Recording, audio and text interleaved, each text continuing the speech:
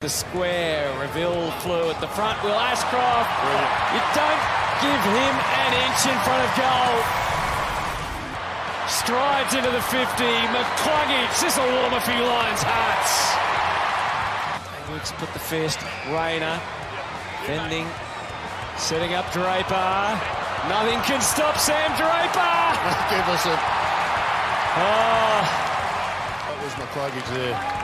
And Cameron wants to take off, puts on a burst of speed, sends it towards goal, and he's kicked another one. There's another crack at it. Rayner fared better, but still didn't get a goal. McKenna shoots. McKenna scores. The final margin maybe not as great as it might have been, but the message is clear to the competition. The Brisbane Lions are coming, and coming fast. That's 5 in a row. The Brisbane Lions Fancast is back after another week/fortnight, Patrick, because although we had one of the amazing episodes last week after our win against Geelong, it got lost in the ether, and apologies to everyone. And I've had a few messages going, where's my Geelong episode? We'll touch back on it a little bit today because I can't imagine the Essendon debrief is going to be terribly in-depth, but a good 5-win stretch for the Brisbane Lions, and the Cats win was definitely the highlight of that. We are back thanks to Chris Marketing, EB by Hiker, and of course Hop On Brewery Sewers. A big shout out to those guys for being our sponsors in 2026, and a big shout out to everyone who has followed us and liked us and gotten on board and visited our website at brisbanelionsfancast.com.au. You can tip us in our tip jar, and we'll be running a little bit of a competition because we've got a double pass to the Port Adelaide game to give away that may involve some raffle tickets in our tip jar. So we'll more details on that a little bit later on in the show. Pat, good to see you again, mate. Nice to see you. Sorry, everybody. Forgot to click a button last week. And as you mentioned, robbing everyone of what I thought. I was very proud of that episode. Yeah, it was good. I thought it was a really good episode. We were in very high spirits. Now it is the morning, and we all know how I am in the morning. Shit. So we have to deal with that. But I suppose, with the morning goes with the opponent, which was Essendon. Yeah. So all in all, yeah, welcome back. Hopefully you had a nice time away. Glamping, I believe. Well, I was in a tent. It was just at a Big Four holiday park, so there was plenty of stuff to do. Big Four. I remember staying in a Big Four back in about grade 11 on a indoor volleyball state trip, and it was a very average time. Although I do have a funny story about this. I had to referee one of the games, and I was making some severely, I would say, ahead of my time. So this is probably back in 2007. 2026-esque umpiring decisions made by me so we could get to the Toowoomba Pizza Hut sit-down restaurant before it closed. Oh, nice. And I want to say the Lions were playing Essendon that night. Sure. And they won. Don't ask me how. It could also have been North Melbourne. Don't know. But, questionable refereeing decisions. And we got there. We got the all-you-can-eat pizza, pasta, at the Pizza Hut. I think there's only 2 left at the time. There was like one in Toowoomba and one in... I think there might be wherever one. The hell. I think there might be one in Browns Plain still. Could be wrong, though. How is that not a housing hotbed at this juncture? I don't understand. Anyway, we played Essendon, didn't we? We did, and we won by 90-odd points. Weird that we can win by 90 points and still almost lose our spot in top 4. Yeah. Still feel vaguely deflated by the performance, I suppose. I mean, I said just before we started, it was the kind of game that really was a microcosm of what it's like to be a Lions fan, where you're like, okay, this is the perfect performance. Essendon are awful. We are treating them like they're awful. And then they go and they have their best quarter of the season. Yeah. So, kind of funny. I was getting pretty annoyed, and then we sort of kicked back and whatever, but...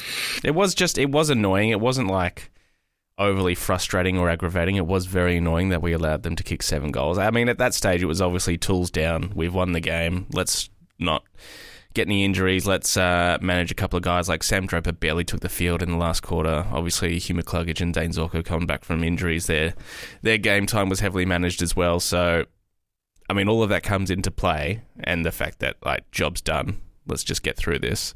But still annoying. Why would it not be that they just do a recreation of the Super Flood in that last quarter? Just put everyone in the defensive 50 and just say, if you can take a mark in here, good luck. Like, don't let them score goals. I don't care about. I just didn't want them to score. Yeah. So, no, anyway, that is monumentally negative after a 90-point win. But we had some big ins. We did. And once again, we can say anything we want at the moment because no one will ever know. But last week we did say that it was going to be McCluggage and Zorko in, and obviously Darcy Gardner and Jimmy Tunstall were going to be the ones that came out, and that's the way it transpired. Kitty Coleman, another week in the twos, played very well. So he's on border of selection, and then we're going to have another bit of a selection call in the next couple of weeks with Oscar Allen available soon too. But yeah, 2 pretty big ins. Zorko hit the ground running again. Klug. As he does. Klug a little bit slower out of the gates, which is pretty understandable. But as we spoke about last week, again, on the show, this is the perfect time to bring those guys in a 4-week stretch that on paper were very winnable games. But I did say we will lose one of them. I'm not sure which one yet.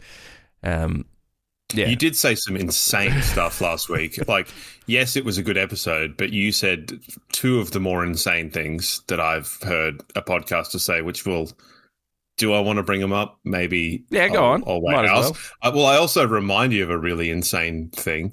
So it was Darcy Wilmot's 100th game. Yes. And we had a question last week along the lines of what were some of our favourite moments of his. And kind of all of us were covered in the package. We had the big long run up the boundary line. We had him taking that mark against Geelong. In the prelim, yeah. Him having a beard. What we didn't get was him having a date with your mother. I beg your pardon? Well, we had a question a while ago that was something along the lines of, like, which player would you most like that's right. Yeah, and you said Darcy Wilmot. I did say that. And that's one of my favourite moments of him. He has no bearing on it. Like, he doesn't know this has happened. But it's funny for me. Sure. Because you think that he's an upstanding little guy that, Mrs. JB would have a little dinner and a drink with. So I thought that was funny. There's still time for that to unfold. You also allegedly lose sleep over Ben King. Oh, that's right. Yeah. Well, not losing sleep, but it was just you said you lose more sleep than you should. So well, yeah, by saying you lose more sleep than you should, you are admitting that you at least lose some sleep. And as David Mitchell has taught us anything, if you couldn't care less, you could always care more. So if you could lose, I don't know, figure it out. But you lose sleep over Ben King, and I think that is insane. I just thought about it a little bit more than I should, that Ben King's role as a player is literally just mark the ball, kick the goal, and that's it. And I thought, is that someone you want on your team? Someone that can win the Coleman and kick 75-odd goals, but doesn't do anything else? Anyway. Well, we have a player that's right in the question for winning the Coleman and does more. Exactly. So that's fine. So, yeah. And I think also we probably could have that if we wanted to. And there's a reason why the Gold Coast are basically out of contentione, and I think it is multitude of factors, Ben King also being a contributing factor. So that was insane. Beautiful. Yeah. Did we get our votes in for last? So our votes for the Geelong game. Yes, they went up on socials. Yeah, they went up on socials as well. Good. So everyone's aware of how we voted. A couple of people aren't happy that Will Ashcroft didn't get a mention, so it's a bit of bad luck. Again, this week is going to be a little bit tougher to vote on as well, as is the case when you get a full team performance, basically. Yeah, and I think that when you put up the 3 things, you lack a lot of context, which was sort of like Yes. the entire conversation around it. So don't worry. I think he will be well compensated this week. Okay, well, there you go. Question before we get into anything else. Eric Hipwood's had 4 weeks back now. How have you seen his return from ACL? Really positive. Okay. I think last week was a big step up. He took some contested marks, kicked some goals. Hard to drop. Yeah. Hard to drop. So, I mean, Oscar Allen is going to come into this team and someone will have to get dropped, though. Yes, and the one of two players I think it will be very hard done by. Okay. Well, we'll get to that a little bit later on because that is going to be part of our questions, thanks to Chris Marketing. Yeah, I don't know. How do you quantify this game? It got to the point where I was feeling a bit bad for Essendon and Essendon supporters. No. Yeah, no, I understand that. You cannot do that. Obviously, bugger Essendon, but it was just like, this isn't funny anymore. This is kind of just sad, and it got to the point where they did eventually put through their first goal, and Brisbane Lions fans were cheering because it's like, all right, we've got something here. And then again when they kicked their second, but then I think everyone was over it in the last quarter when they put on 7 goals. You're like, hey, stop stealing our percentage now. Agreed. Someone said, so in our in-game conversation, someone said that they felt bad for Essendon, and I said no. Yeah. No. And I'm trying to find what I wrote because it was not profound, but it wasn't bad. I said they're still being paid to be athletes and I would trade in a second. And I said, to quote my favourite fireballman, and we'll talk about your favourite fireballman later, get up early and do the work. And I said, if that work is getting all the boys together to run sprints in the cold and kick the ball a bunch so you're not awful, that's what you do. And that's not what they're doing. No. So there is a lack of application from these Essendon players. There's a lack of coaching from the coaches. I can't believe that Brad Scott had no effect on these players. I don't think Brad Scott is a bad coach, and I don't think he has a bad motivation. I think there's something wrong, and it's filtering and bleeding down to the Essendon players. And I could not care less because I think they are as much a part of it and as much a part of the problem as anything. So get out there. It's Monday morning. Assuming they go back to Melbourne, they should be out there kicking a football because we had more goals than they had effective kicks in the third quarter. Wow. I think at a time. I think we had 5 goals and they didn't have an effective kick. Jeez. So the onus is on the players as much as it is on anyone else in that thing. And bringing back Hurd is hilarious. I feel bad for Caddy, but he lost virtually every one-on-one against Ty Gallop. Yeah. Peter Wright was good. He was fine. But Harris was hard done by a little bit, but and Peter Wright really capitalised on the times when he didn't have Harris. Yeah. So good for him. But yeah, there's not a lot to be excited about. I mean, on commentary, someone picked up the ball. Can't remember who. Someone picked up the ball and someone on commentary said, all class. So picking up the ball that's the bar. for Essendon is all class. The bar is so low. I can't feel bad for them. Yeah. Anyway, if you can and you're more empathetic than I am, then you do you and fair play. But I don't think there were many people that were sympathetic about the Lions when we were having a bad time. No, I mean, probably not. It probably got to the point where a couple of people were like, look at him go. Like, you hang in there, little fellas. I don't know. Like, obviously, bugger Essendon, yeah, victims of their own making. It was just bad. They were just really bad. They were awful. It was one of the least competitive 3 quarters of football I've ever watched. Yeah. And that's a big statement. But even look back to games where we played and got belted by like Richmond and things like that. We didn't look that uncompetitive.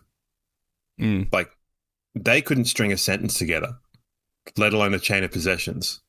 Whereas at least we were trying to do the right things. And in our rebuild, you can look at it and go, well, we're trying to move the ball, but the other team are just better.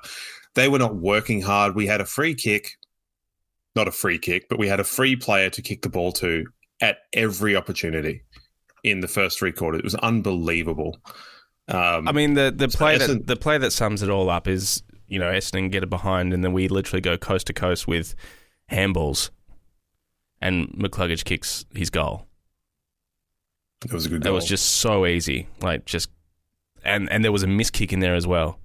There's a miss kick that Rayner swoops on. He gets it to Ashcroft, who gets it to Ashcroft, who gets it to McCluggage, and that's it in 6 seconds. Yep. And I think, there's, I don't know. It was awful. Essendon were awful. And then they showed up in the last quarter, and as you said, we were more or less tools down, but they showed an element of being able to dispose of the ball. So make of that what you will. But how did you see it? I was at the Gabba. I was enjoying it. So it was nice to be back at the Gabba after a week away and have a couple of drinks and watch the footy. It was good. It's not often that we do put teams away. The last time I can sort of really remember it, a couple of years ago, Richmond, I think we won by 100+ points at the Gabba. That game against Port Adelaide, a couple of years ago down at Adelaide Oval, where it threatened to be 100 points, and this one threatened to be 100 points as well, but couldn't quite get there in the end. Everyone in the last quarter was just on sort of percentage watch because they didn't want to drop out of the top four, because it would be so rude to win by 90 points and lose a place on the ladder and miss out on top four for a week or whatever because of that. Yeah. And admittedly, it did seem a little bit weird that we were ahead of Adelaide, then they won by 70 points and we were sort of a lot ahead. And it was like, wow, the mathematics is not working here, sir. But in the end, it was kind of all good. So, yeah. How much do you want to talk about this game? It was good. Kyle Lohmann backed up. It's just the most pleasing thing over the last few weeks, aside from big wins against top four teams like Sydney and Geelong. And Geelong maybe not necessarily a top four team at this point, losing 5 from their last 6. But it's those players like Fletcher and Dunkley and Will Ashcroft that have really picked up their form, because those are the guys that in the first half of the year were really, really slow to get out of the blocks. Will Ashcroft's last month has been really, really good. Dunkley has lifted his tackling pressure and the things that we know Josh Dunkley can do. Fletcher hasn't necessarily hit his peak of 25 yet, but he's getting there, and he's not coughing the ball up as much, I suppose. And he looks like he's got a little bit more surety and confidence in the way he's going about it. Con McKenna has been really, really good since coming into the team. As for his 100th game, it was probably Wilmot's quieter game in the last 6 weeks as well. And obviously Hippie tried to give him a goal at the end there. It just didn't quite work out. And then you could see Neil looked for him. But Kako was just wearing him like a glove and didn't want to let him get a cheap one at the end there. So shades of Clarkson against Favola on 99 goals. Yeah, big if time. You will. One of the great dick moves in football, in my opinion. Logan Morris could have had a really good game had he been able to kick straight. Charlie was good. Everyone was just fine. Just did what we needed to do. Yeah, I think Fletcher's cleaned up. The floor of his game has come up. Yeah. The ceiling's still there. The ceiling's always still going to be there. But I think you nailed it in terms of the players that are back, having more confidence. And I think Zach Bailey's another one. I think big time. I wouldn't be well. surprised. Yeah, I wouldn't be surprised if Zach Bailey made the decision to stay, or the decision either way. I think in the last week it's come out that he might. Yeah, the last week has been a complete turnaround. So it's like Lockie's gone, basically 100% at this point. Zach Bailey is. It seems more likely than unlikely now that he's going to stay, which is very strange. And Logan Morris is basically recommitted as well at this point. So that would be a huge boon for the club if we can get both of those guys. Yeah, and I would not be surprised if that decision was made before the Sydney game, because we've seen a different Zach Bailey. He's been harder at the contest. He's been more accountable. He's looked like he's had a bit more pep in his step, I think. He's been getting a lot more specifically that game. Time in the midfield as well. And I wonder if that has been part of it. Like, I genuinely wonder if that's been part of it, as part of his contract negotiations, as part of the promise that Adelaide has thrown his way. It's like, hey, you come play for us, you'll be a mid. And I don't know if he's gone to the coaches or, his management's gone to the coaches and say, hey, look, he just genuinely, apart from the money, he wants more time in the midfield. And he's been getting that. Like, quite often him and Rayner have been starting in the middle. It's added a little, like, a new look. And I mean, we've got different modes that we can go in with the midfield for sure, because there's so many players, but he's looked really good. And yeah, that wouldn't surprise me if that's when the decision was made. And yeah, Eric looked good. His second half was really good, Eric. Yeah, I have a question for you. So do you think that there are 5 better recruits, whether they're free agents or trades, than Draper this season, performance-wise? Ooh, I'd have to think. I was thinking about this, yeah, because you've got Clayton Oliver, Josh Wrong, Curnow, Silvani. Yeah, they're probably the 4 that people have been talking most about. Liam Ryan has been a really good sort of value pick for St Kilda, I think. He's on track for a really good season as well. Yeah, those are probably the main ones. I'm sure we're missing someone there as well. Jack Steele for Melbourne has been really good, the way he's slotted into their midfield. But Sam Draper has been really, really good. And you could I think tell, it's going slightly under the radar. Yeah, definitely. You could tell the first time he came up against Essendon, he didn't quite play the way he wanted to, but last night, huge. He was very good, and they were talking about him doing the walk-off celebration, but I think he was just trying to show a bit of respect to Essendon. But because normally he carries the hell on, flexing both down and up, letting everyone know who he is.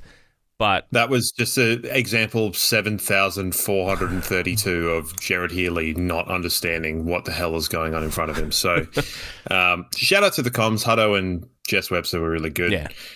Nick Del Santo and Jared Healy wouldn't shut up about the percentage, and were a massive dampener. Tell you what, last night I went to go pick up some food after the game, and I was listening to SEN's Footy Wrap, where they almost do like the highlights, but the commentary of every game. And I caught the St Kilda Port Adelaide game. Oh, I miss Quartermain. He's so good. Yeah. He's so good. I can't understand why people wouldn't like him, but I guess people like what they like. But he has the voice sits in the frequency range that works for me. So, and when he gets excited, he gets excited, and it's good. So that's just a little aside. So that was a nice little listen while I was waiting in the drive-through.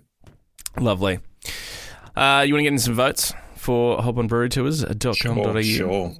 Very difficult this week, again, as it has been the last few weeks with, best part of like 10 players really playing very, very well, and always going to be some people stiff to miss out. Bruce, again, really good this week. Neil, very good again. Broke the first player to reach 2,000 clearances in the AFL, so well done to him.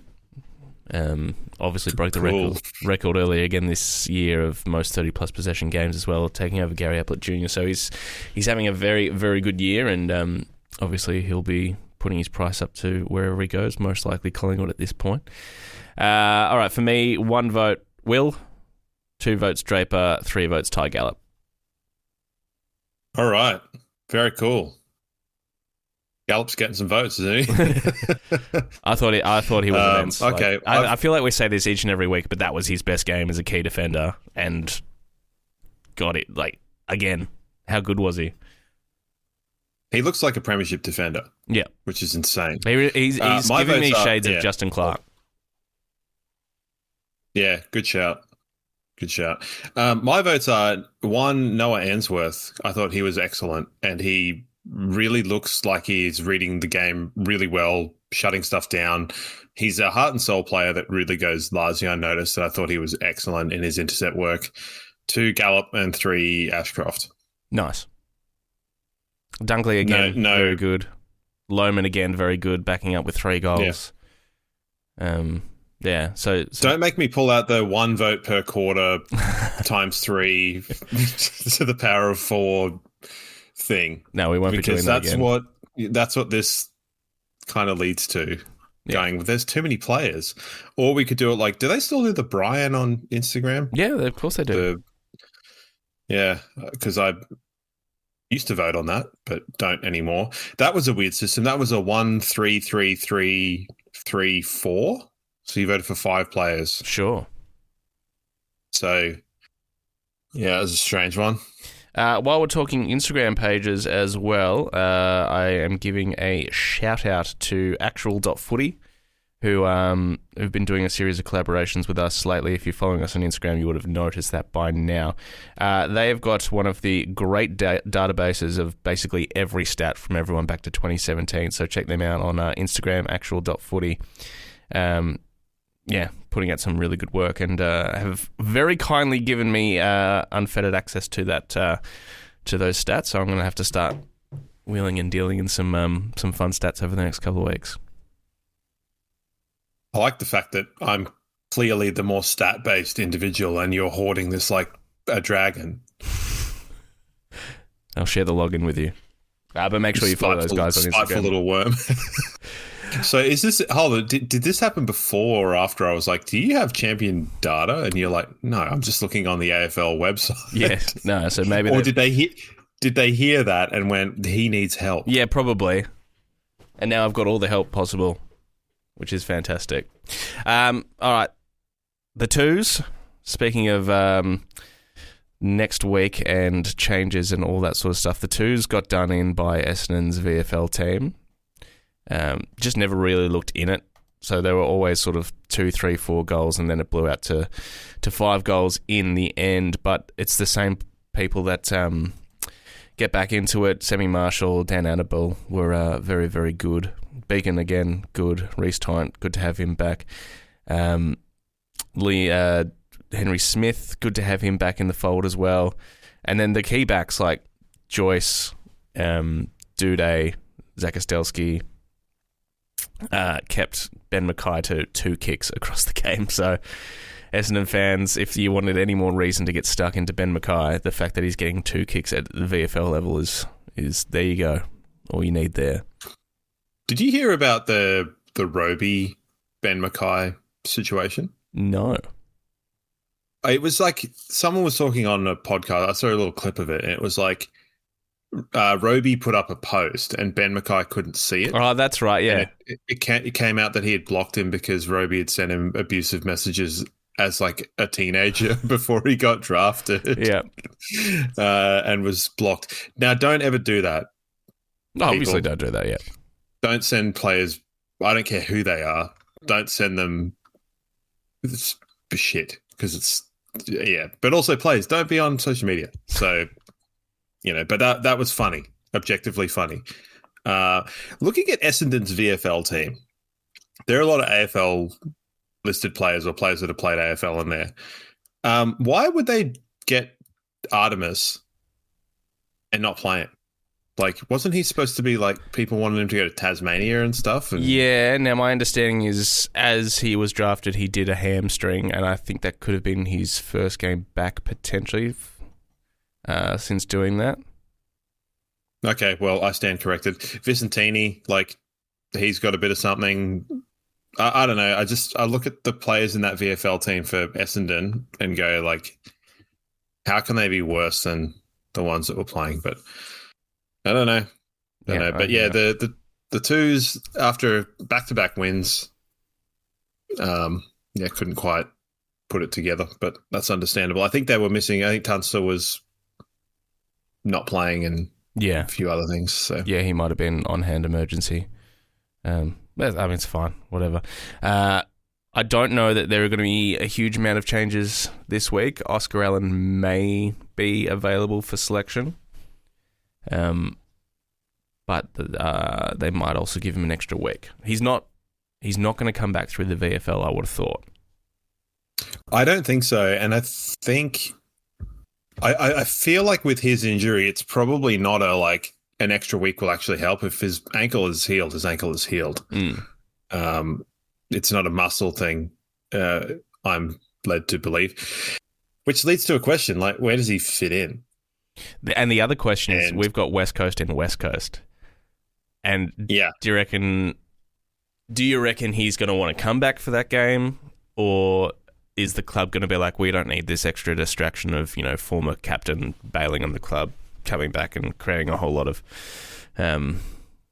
noise. We're just going to keep you out. If it was me and I was trying to be professional, I would hold him back a week. Yeah. If it was me trying to be fun, I would play him. But then at the same time, it's still the question of who comes out. And in my opinion, only two players really can come out, which I think is either Hipwood or Darcy Fort. And I don't think either of them right now deserve to come out of the team. I don't think anyone deserves to come out of the team. No. It's a difficult one because I think at the start of the year with the extra bench spot, I was skeptical about running two rucks the whole year. And I think probably if Oscar Allen had been playing the whole year and had built up a level of fitness, he probably could have filled that second ruck role. But yeah, it's tough. It's tough because you look at it and go, well, do you take a small out? And then you go, well, who is it? It can't be McKenna. It's not going to be Charlie Cameron. It can't be Lohman. We only have so many players. Yeah. It's very tough. What a monkey paw of luck. I think, because with those two rucks, it is literally they're both playing 50% game time, basically. Very rarely are they on the ground at the same time. And it's working well. It's working really well. It is working really well. And with Oscar Allen's foot or ankle or whatever it was you're not going to throw him into second ruck duties. Yeah.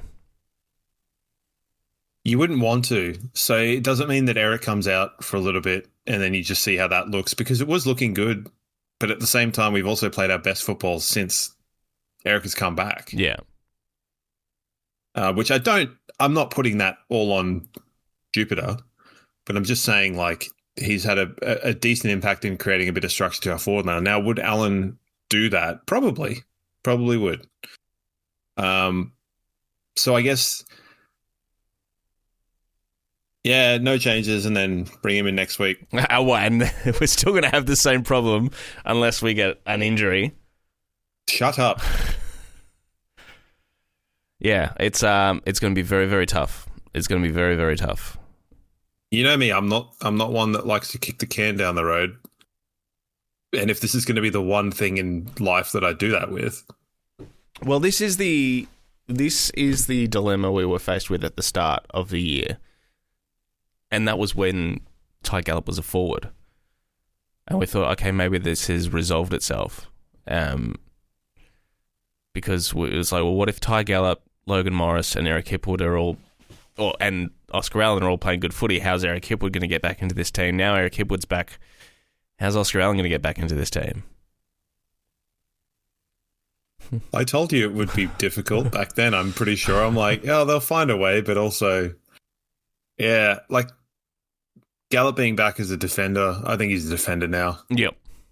That's his lot in life, with the ability to swing forward if we need something. But I guess we're really only playing two key forwards at the moment, and that second ruck, which I think at the beginning of the year I didn't think would be quite as permanent. I thought it would be more of a classic, when we had O. And then you had someone chopping out. And whether Eric does that could be another thing. But then it's like, do you really want to... I don't know. I don't know. Because I don't think that... I don't think Eric is as much a better forward than Fort is a better ruck. Does that make any sense? Fort's a far better ruckman than Hipwood is a better... Forward, yeah. Forward. So it's sort of... Yeah. But then again, Oscar Allen is probably not necessarily a better Well, he's probably a better forward in terms of scoreboard impact than Eric. I think long term, Allen will be in the team ahead of Eric, but it's just a matter of finessing that so that it happens. And if it is just I'm sorry, but we're bringing this guy in, then that's what they have to do. So, but yeah, it's always the guy not in the team that's the one most at risk. So it's a tough one. Yeah, tough for Kadeen Coleman as well, because where do you put him in the team? You don't at this point. And he's very good. Yes, he's very good. Yeah. It's crazy. But he hasn't quite got that status that Zorko does, where it's like, well, you bring him in, you put him straight in the team, and off he goes. We haven't had this problem for like 4 years, and it's horrible. No, I guess we did have a problem of like, what are we going to do with all these, halfbacks, Zorko, Wilmot, Kadeen Coleman. And now in the twos, Kitty's been playing up forward, but at the same stage, like it's the same thing. Like, you're not going to take out McKenna, or you're not going to take out Loman. You're not going to take out Chucky either. So good problem to have, but at the same time, it'll be very interesting to see what unfolds over the next few weeks. And as I said last week, if you're going to, play some silly games in terms of selection, I guess this period of time when we've got some on paper winnable games is the time to do it. And you want to get that lineup. You want to get that lineup sorted by the time we come up against Hawthorn, Gold Coast, and Collingwood in the final 3 rounds. All of which I would argue are on paper winnable games too, but it's neither here nor there. Less winnable than some of the games, and honestly, West Coast this week at home is going to be tougher than most people realise, I think. No, absolutely. It's not one that, they push the Dogs. They're in not a bad spot. They're still just, there's things that are missing from their team. And I'm not counting my chickens. I'm just saying that our team at this point should be on paper beating anyone except maybe Fremantle and Fremantle. Yep. Which is at this stage looking like a qualifying final. Maybe, I don't know, because the thing is, if we go through and then we beat the Hawks and we finish third, so it's pretty academic at that point. I think we'll finish third. I think there's a chance we could finish second. So, jeez, and that would be something. Now let's talk about your friend David King. Okay, what's he done now? David King thinks that Fremantle are 15 times more likely to win the premiership than Brisbane. I don't know where he's pulled that number from, but sure. He did his gluttonous premiership pie on. I watched First Crack last night, and I haven't watched First Crack for about 2 years. That show is horrible. It is so bad. It has gone downhill big time. Even having Brad Johnson on it couldn't save it for me. But yeah, King, he pulls out his premiership pie, has Fremantle a 75% chance to win the flag. Brisbane 5%. Sure. Last week, Fremantle was 60% and Brisbane was... It's clearly rage bait, and man, did it get me. Did it bait your rage? Oh, more than you could imagine. Just... Hey, good things happen when David King writes off the lines, so let it happen. Yeah, well, it's so... It is hard to argue that Freo aren't the far and away favourites, though. Yeah, but that's not how it works. Like, just because you're top of the table doesn't mean that you're the premiership favourite. You've still got to go to the MCG and play either Sydney or Brisbane or Hawthorn or whoever. Like, and I don't care. We've seen what happens when new teams play in grand finals that are inexperienced, so they let the thing get to them. It's like, I don't think Fremantle are beating Sydney in a grand final. I don't think they're beating Hawthorn in a grand final. I certainly don't think they're beating us in a grand final. Like, they might, Sydney, but they won't go in favourites. Like, Sydney are rubbish at grand finals, though. We know this. Yeah, they are. But the thing is, they at least will go in being the more experienced and less rubbish. I feel like Fremantle, they haven't won a final since 2022. They're just... I don't think they're bad. Like, I don't think they're bad. I think they're good. They're fine. They're good. They're very Three good. key tall forwards in finals. It doesn't work. Well, it's probably what we're going to be running with. Maybe. We're just talking about how we're going to fit one in, and now you're going to get rid of two of them. No, I said that Eric or Alan would be in. I said Alan will be in and Eric will probably come out. I don't think we'll have all three of them.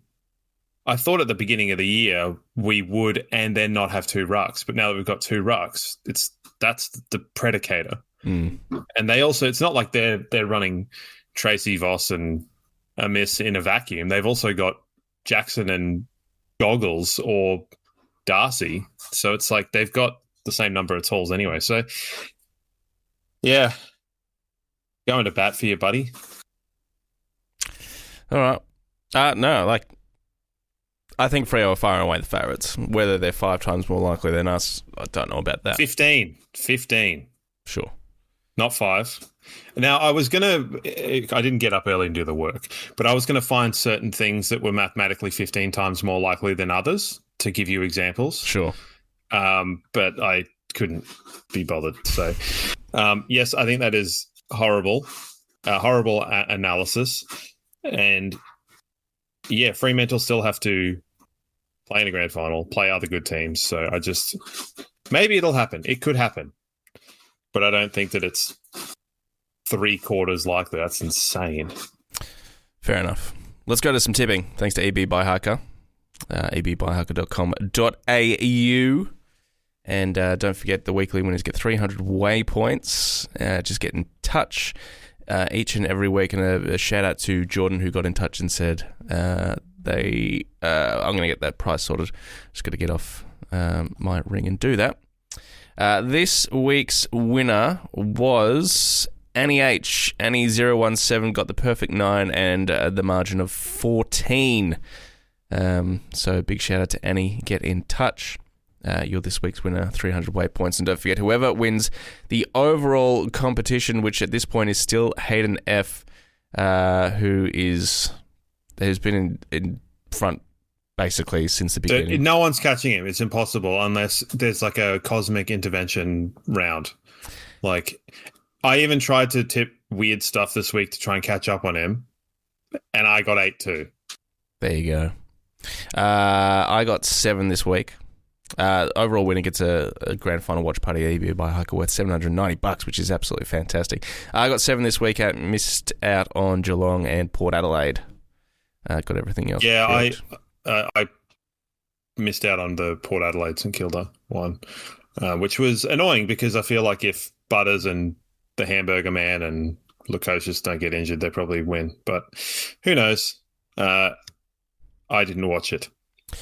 Let's have a look to next week, round 19. The Cats and the Saints at GMHBA. Form says St Kilda should be winning this one, but logic tells me Cats are actually going to win this one. Not by a huge amount. These games are always really close, St Kilda and Geelong.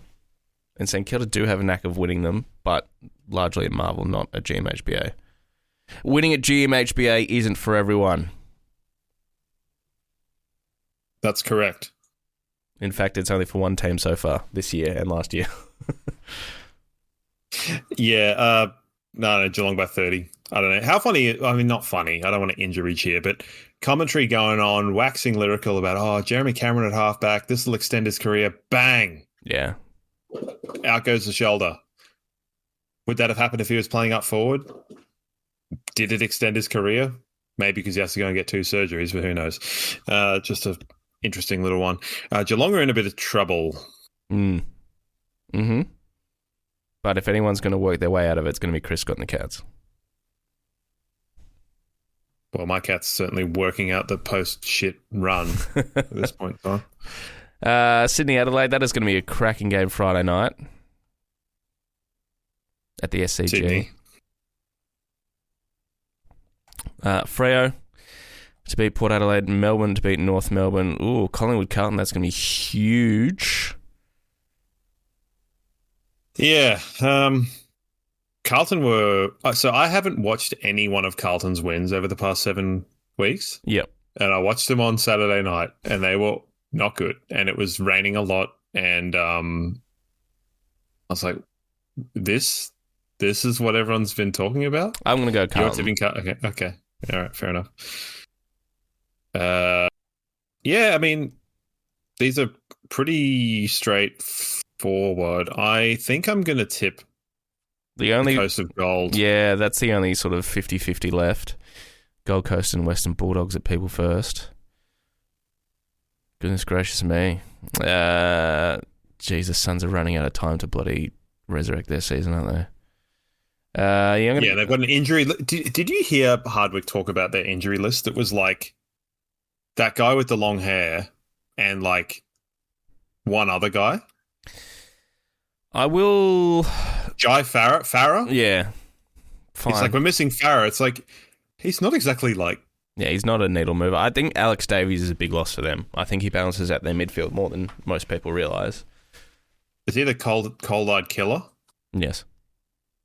Yeah, I like him. Yeah. He really spooked us in that game last year and then didn't spook us again. So those are my tips. Okay. Not saying much on the old Gold Coast, which I don't is know. Understandable. I don't know. The way the last few seasons has worked is we win one and then they belt us in the second one, so I wouldn't be surprised if that happens again in a couple of weeks' time. It's just that game we always just seem to go, and don't rock up for. Potential. Potential. Don't know. Who are we playing this week? West Coast. West Coast in West Coast. The Brandon Starcevich revenge match, potentially. The Revenge. Yeah. Potentially. I think the Oscar Allen. I think of all people on earth, Brandon Starcevich is one that I least wish any kind of revenge upon, including my own family members. I think we have a couple questions. We do. We do have that. some questions thanks to Crisp Marketing, crispcoms.co. Let's have a quick look through the questions here. And I guess the question about Brandon Starcevich is this. Who's he going to play on? Kai, Charlie? I think he's going to play on Logan Morris. You think he's going to... Yeah, okay, that's not a bad shout. He's been playing taller.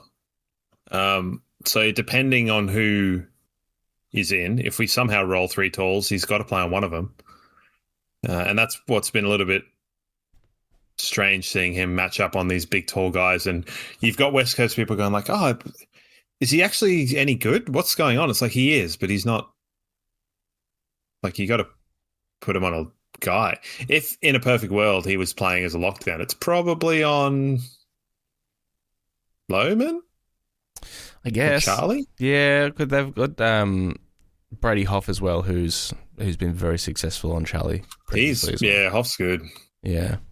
Just looking at their other, obviously Jimby's out. Rhett Bazzo, Tyler Young. Bazzo probably goes to the main tall. Yeah, I guess. Well, then maybe Bazzo goes to Logan Morris. Tyler Young runs with Hipwood. Yeah. It's hard to know. I haven't watched a huge amount of West Coast games. So we've by process of elimination gone, he'll play on Connor McKenna. Well... No, he won't, but you know what I mean. Like, it's either McKenna or Lohman. Yeah, I think by deduction. Probably Lohman. Probably Lohman is the go. Or he might go to a Cam Rayner when he's forward. Oof. Two thick boys. Yeah, that'd be a cracking matchup, actually. That'll be enough to get Vince McMahon out of bloody exile. Is he dead? Vince McMahon? No, he's... Yeah. I don't know that he's dead. Well, maybe. I don't know. Who cares? I feel like he's going to be one of those people that's going to have his like head hooked up to a bunch of wires and stuff and live forever. So, he'll be watching. He'll be watching Starcevich and Cam Rayner. All right. Yes. Having a look through some of the other questions here. That seems to be it, other than with Oscar Allen available. Does he come in or come back through the VFL? And we've sort of already discussed that a little bit at length. Asked and answered. Yes. As they would say in a court of law. They would. Do you reckon Dunkley goes to HR9? Possibly. Probably. Like, he's pretty good. Yeah. Harley Reid is pretty good. And also Yo's back playing some decent football. He's back playing football.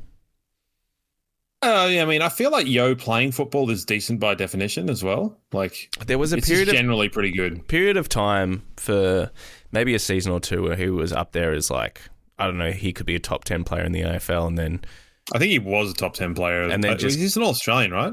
Very possibly. And then he just kept getting injured as he does, and has never really reached that hard again. Now he's serviceable. I wouldn't put him back in. I don't know. He might be in West Coast best 5 players, but also maybe not. Yeah.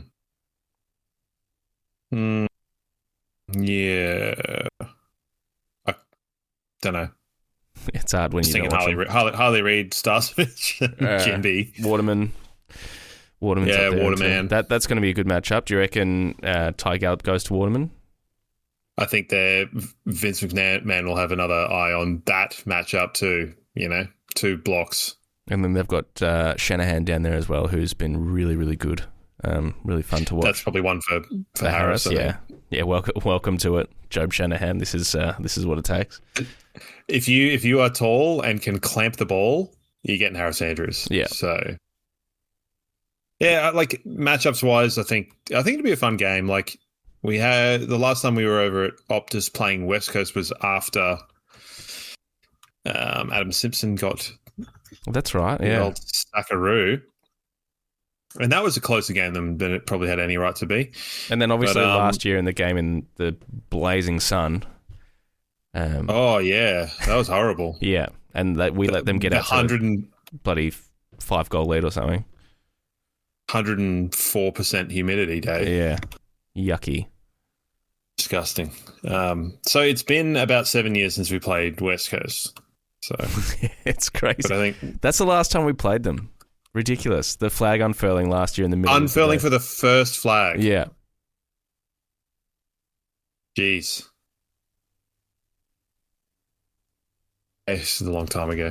I think we should win. Yeah. We just need to keep an eye on their momentum and their hardness at the contest, and we're a good team. We are. They're an okay team. And let's frank those credentials, beat them, come back Port Adelaide at the Gabba in a couple of weeks' time, which we do have a double pass to give away for. So we're going to do this. We're going to do this old school raffle, meat tray raffle style. Head to the website, brisbanelionsfancast.com.au, and throw us some money in the tip jar. Tickets $5 each, 3 for $10, and we will draw that winner next week after the West Coast game. It's good to see you've applied no inflation to raffle prices since about 1997, so that's good. Yep. $5 each, double pass, premium seats as well, so they are up near me, and my seats, very, very good. Worth, I think, somewhere $150 for the double pass, give or take. So $5 each, 3 for $10. Head to the website, brisbanelionsfancast.com.au, and throw some money in the tip jar that way. Just because it was lost on the cutting room floor last week, I, as the kids say, went off at GMHBA and their ticket pricing. Oh, you did? Because, that was lost to time. $90 for a ticket. Mm. So you want to go with your lovely partner, $180. Yeah, forget about it. I'm not paying that. And when you look on the telecast and see a 1/3 empty stadium, it makes your blood and piss boil. So I was not happy. No, and neither should you be. All right, good to be back, and good to have a podcast that's out and about for everyone to enjoy and drink in. Here's hoping the file doesn't get corrupted. Please don't say that.